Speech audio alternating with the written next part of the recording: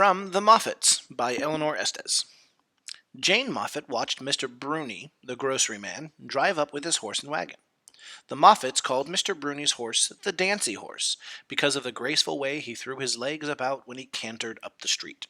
Mr. Bruni stopped between Mrs. Squire's house and the yellow house.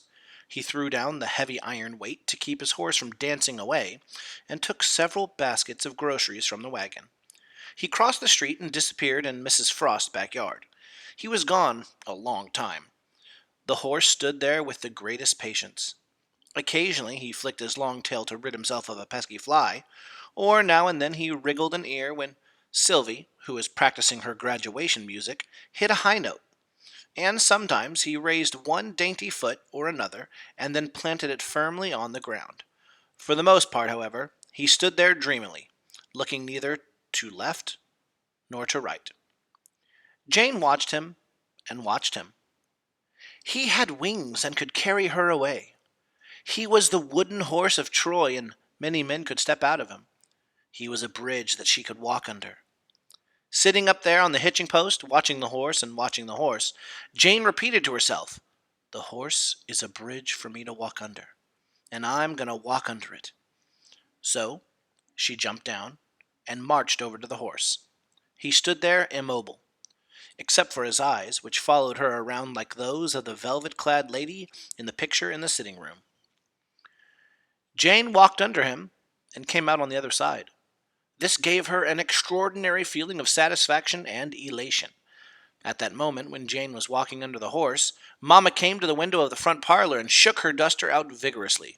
"Thank heavens!" she said to herself. "Thank heavens! It's spring again, and that long, hard winter is over.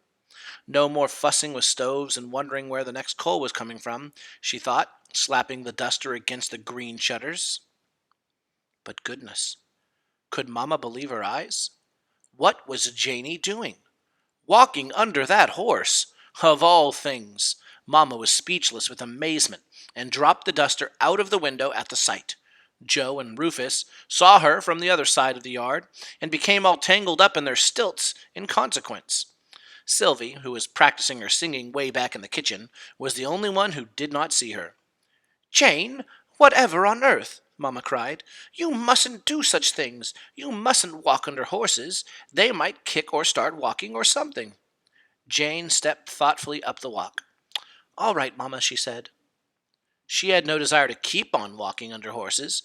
It was just something she felt she had to do at that moment. Just that once. And she knew that horse. She'd been watching him and watching him. So she had walked under him, and from the feeling inside of her, she thought it had turned out to be an all right sort of thing to do. Just that once.